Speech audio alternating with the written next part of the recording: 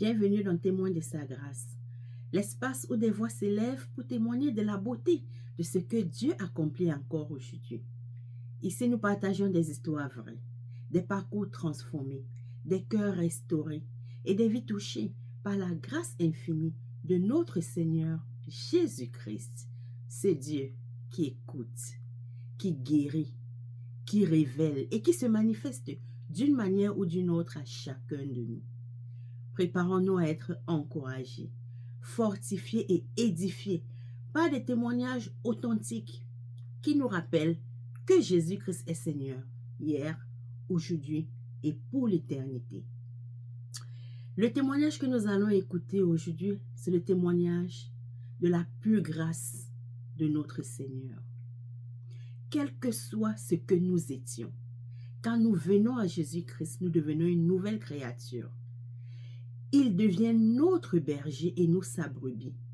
Et alors, c'est lui qui prend soin de nous. Écoutons le témoignage de la sœur. Amen, amen. Shalom, peuple de Dieu. Donc aujourd'hui, mon témoignage est pour rendre gloire au Seigneur Jésus-Christ, celui qui m'a sauvé il y a à peu près 11 ans. Donc aujourd'hui, je suis une femme différente, une femme qui grandit en stature, en faveur, en maturité avec le Seigneur, devant Dieu et devant les hommes. Mais ce ne fut pas toujours comme ça dans ma vie. Donc, j'ai grandi dans un foyer dysfonctionnel avec une mère monoparentale qui a été poignardée par son mari, qui est mon père, à l'âge de 2 ans. Et je n'ai pas grandi avec mon père. Donc, mon identité en tant que jeune fille a été manipulée, falsifiée par l'ennemi. Alors, par l'esprit de rejet, d'abandon et de manque d'identité, ce qui a mené à beaucoup de choses, en passant par l'imagination de qui était mon père. Donc, lorsque je regardais un homme dans la rue, je pensais que c'était mon père. Je me posais souvent des questions.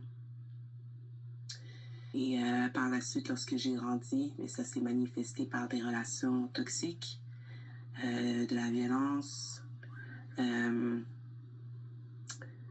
manque de respect, du dénigrement, des insultes, du mépris et plusieurs autres choses. Et pour pouvoir camoufler cette peine-là que je vivais, j'ai dû consommer de la drogue, de l'alcool. En fait, j'ai été introduite à ça. L'ennemi, on sait que lorsque ces choses ne sont pas réglées, on a tendance à vouloir camoufler ou s'évader. Alors, j'ai été avec les moyens que je connaissais, qui étaient la drogue et l'alcool. Donc, pendant une dizaine d'années, j'avais de l'addiction à la marijuana.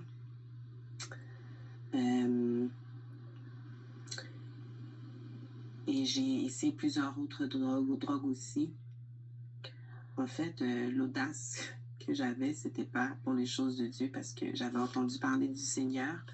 Mais l'audace que j'avais, moi, c'était d'essayer toutes sortes de choses dangereuses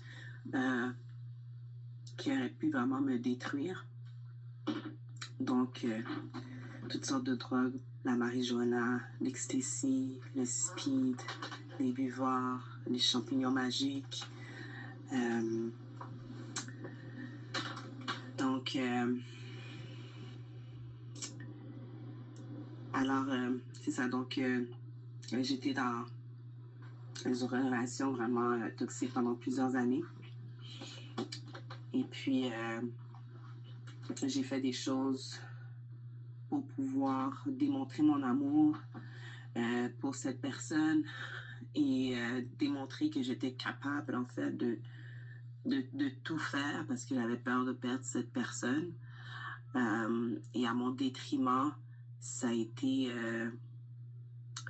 plus de l'humiliation qui est sortie de ça. Et alors, mon identité a vraiment été entachée. Donc, j'étais inapte vraiment à pouvoir réintégrer la société. Alors, parce qu'il y avait une étiquette, en fait, que l'ennemi avait posée sur moi à cause des choses que j'avais faites, des portes que j'avais ouvertes. Vous savez, bon, on peut mettre tout dans le même panier, la prostitution, mais quand même lorsque tu couches avec quelqu'un, tu as une relation sexuelle avec quelqu'un hors mariage,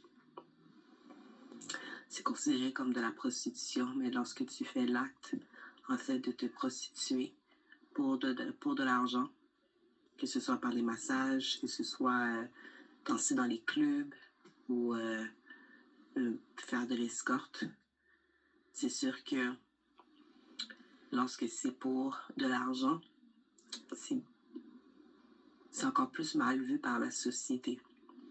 Donc pour moi aujourd'hui, en tant que femme de Dieu,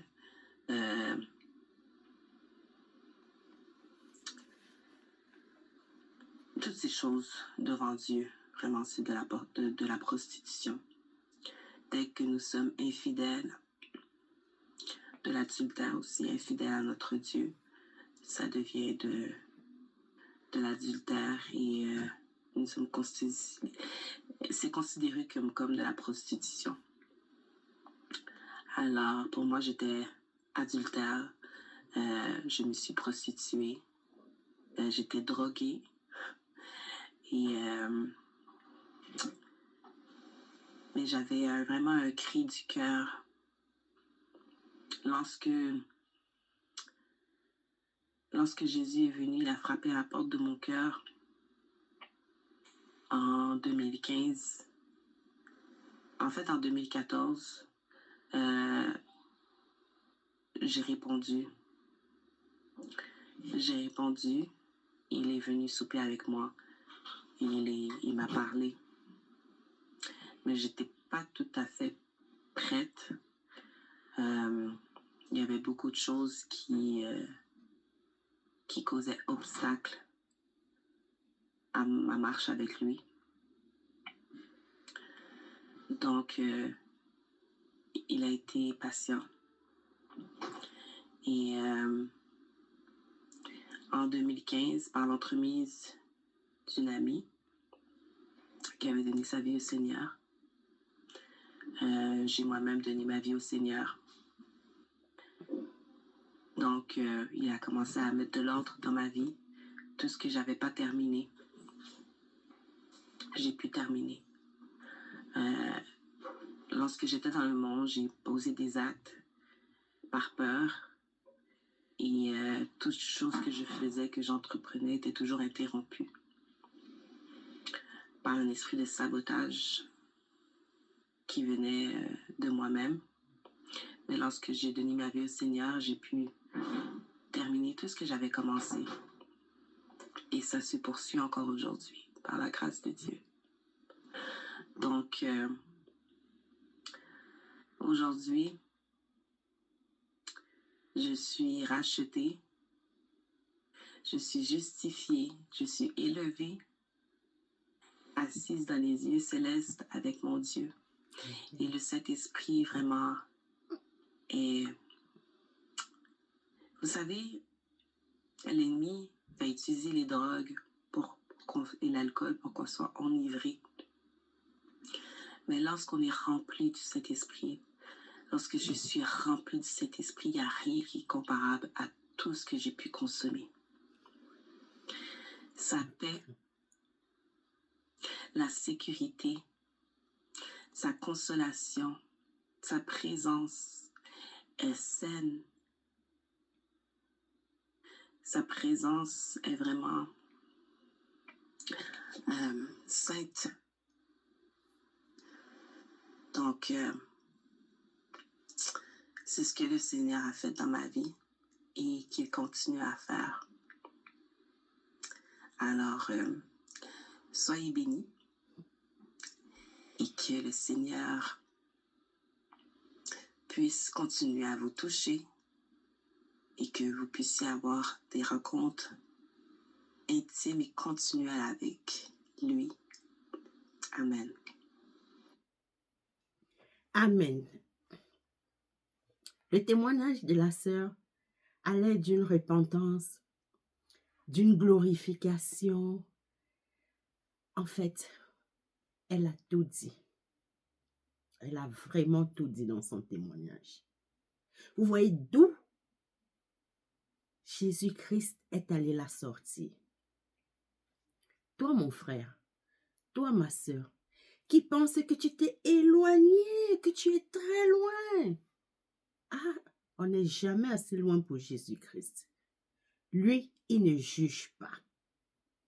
Quand tu viens à lui, il enlève toute la honte sur toi. Tout ce que tu as eu à faire, ça ne compte plus. Alors si toi aussi, tu veux venir à Jésus-Christ, que tu veux lui donner ta vie, répète cette prière après moi.